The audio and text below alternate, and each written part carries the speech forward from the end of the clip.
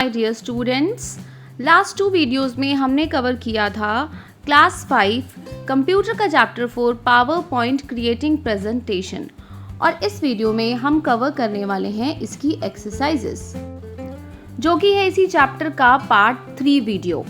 So now begin it's exercises. First question is tick the correct answer. यहाँ पे हमें कुछ ऑप्शंस गिवन हैं और हमें करेक्ट आंसर चूज करना है। So question 1 is a group of slides on any one topic is called a dash. Group of slides को जो किसी एक टॉपिक पे होती है उसे क्या कहते हैं? प्रेजेंटेशन, स्प्रेडशीट या फिर डाटाबेस। तो ऑप्शन ए यानी कि प्रेजेंटेशन करेक्ट है। इसके सामने हमें टिक करना है और यहाँ पे हमें सेम वर्ड फिल भी करना है। सेकेंड है the view in which power point displays the presentation by default is. तो पावर पॉइंट में जो उसका डिफॉल्ट व्यू होता है वो क्या होता है? First one is outline view, second one is slide view और third one is normal view. तो जो करेक्ट आंसर है वो है option C, normal view. By default PowerPoint जो हमें डिस्प्ले करता है वो होता है normal view. Third is miniature slides of the presentation can be seen in dash view. जो प्रेजेंटेशन की मिनिएचर स्लाइड्स होती है वो हमें किस व्यू में दिखाई देती है? स्लाइड सॉर्टर में, रीडिंग में या फिर आउटलाइन व्यू में। तो option A slide sorter view is correct. Fourth is most slide layouts contain dash place holders.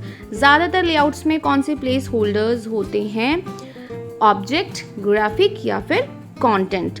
तो इसका जो ऑप्शन सही है वो है option C, content placeholders होते हैं, उसमें हम कंटेंट को प्लेस कर सकते हैं। 5 is dash is used to organize data in rows and column. Data को रोज एंड कॉलम में ऑर्गेनाइज करने के लिए हम क्या यूज करते हैं? टेबल, चार्ट या फिर स्मार्ट आर्ट। तो option A table is correct answer. इसी में हमें रोज एंड कॉलम्स का ऑप्शन मिलता है। 6 है dash appears while moving from one slide to another. जब हम एक स्लाइड से दूसरी स्लाइड पे मूव करते हैं तो क्या अपीयर होता है? एनिमेशन, ट्रांजिशन या फिर स्लाइड शो। तो 6 का ऑप्शन बी यानी कि ट्रांजिशन करेक्ट आंसर होगा। Now next is true and false. यहाँ पे हमें कुछ स्टेटमेंट्स गिवन है जिसमें हमें बताना है कि कौन सा ट्रू है एंड कौन सा फॉल्स है। ट्रू के लिए हमें टी लिखना है एंड फॉल्स के लिए हमें एफ लिखना है। First one is there are thousands of PowerPoint templates available online. Online हमें थाउजेंड्स ऑफ टेम्पलेट्स मिल जाते हैं। Yes, this is true. Next one is यानी कि second one is theme provides a quick way to create a new presentation. तो theme से हमें एक क्विक वे मिल जाता है प्रेजेंटेशन को क्रिएट करने का। This is false. ठीक है, उसका हम डिज़ाइन क्रिएट कर सकते हैं पर प्रेजेंटेशन क्विकली नहीं बन सकता है। थर्ड है layout of the slide can not be changed. क्या जो लेआउट है वो नहीं चेंज किया जा सकता है? This is also false. हम उसका लेआउट चेंज कर सकते हैं अपने अकॉर्डिंग। फोर्थ है you can insert image using the content placeholder. आप कंटेंट प्लेस होल्डर का यूज करके इमेजेस इंसर्ट कर सकते हो। Yes, this is true. Fifth one is you can not apply transition in normal view. क्या normal view में आप transition apply नहीं कर सकते? ये फॉल्स है। हम नॉर्मल व्यू में ट्रांजिशन अप्लाई कर सकते हैं। Next is fill in the blanks जो कि है सी। फर्स्ट इसमें क्या है? Dash theme is build in design for creating a presentation. तो कौन सी थीम है जो बिल्ड इन होती है प्रेजेंटेशन को क्रिएट करने के लिए? Design theme. इसका आंसर है डिजाइन थीम। यहाँ पे आपको लिखना है design. Next one is you can use dash graphics to illustrate a process और स्ट्रक्चर। आप कोई चीज़ को स्ट्रक्चर या प्रोसेस में करने के लिए कौन सा ग्राफिक यूज कर सकते हो? Smart art. हम यहाँ पे स्मार्ट आर्ट यूज करके ग्राफिक्स को प्रोसेस या इलस्ट्रेशन में हम उसको फिक्स कर सकते हैं। थर्ड है the default extension of power point 2016 file is. तो इसका जो डिफ़ॉल्ट एक्सटेंशन है वो क्या है? ये है .pptx।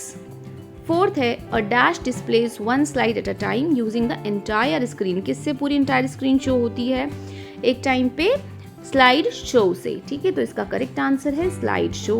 नाउ हमें करना है डिफरेंशिएट। तो यहाँ पे हमें 2 गिवन है। One is theme and template के बीच में हमें डिफरेंस बताना है। तो थीम क्या होती है? Theme is it is a look, color and graphic that the slide in our presentation have in common. तो जो हमारी स्लाइड में कॉमन कलर, स्लाइड्स, ग्राफिक्स होती हैं वो सारी थीम होती हैं.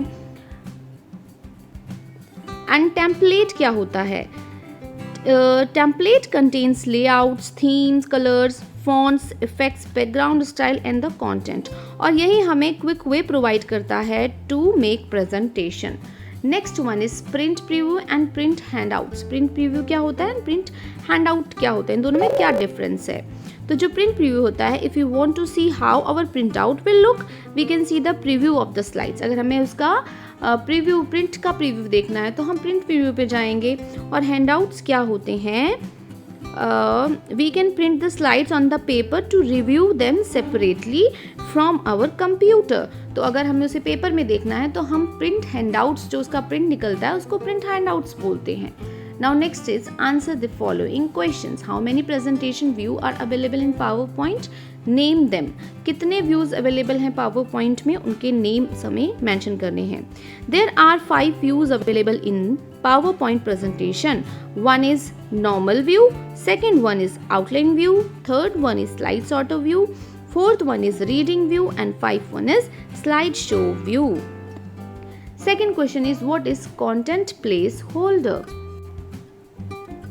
Content placeholder enables us to insert text or one of the 6 graphical objects so that we can make our presentation quickly. Now third question is what is the benefit of inserting a smart art in presentation? तो smart art को अपने presentation में insert करने से क्या benefit होता है? Answer is smart art is used to illustrate a process or structure. It shows a variety of shapes to which we can add our own text. PowerPoint offers many smart art layouts to help we communicate graphically with our viewers. Next question is what is the use of slideshow? Slideshow का क्या use होता है? So answer is slideshow view is used to give the presentation to a group of people. A slideshow displays one slide at a time covering the entire screen. Now next is application based question. Rahul saw a presentation in his brother's laptop in which there was visual effect applied on every object that appeared when he moved from one slide to another. Tell him which effect was used to make that presentation.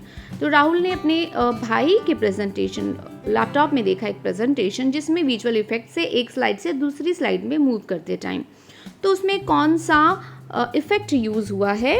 तो ये कौन सा होता है? Animation effect and transition effects होता है. जब हम एक स्लाइड से दूसरी स्लाइड पे मूव करते हैं तो वो होता है ट्रांजिशन इफेक्ट. ओके, सो इसके बाद है एक्टिविटी सेक्शन. यहाँ पे है आपको एक प्रेजेंटेशन बनाना है ऑन प्लांट्स जो कि आपको अपने सिस्टम पे बनाना पड़ेगा. Now this chapter is complete. I hope you like this video and it helped you. Thanks for watching.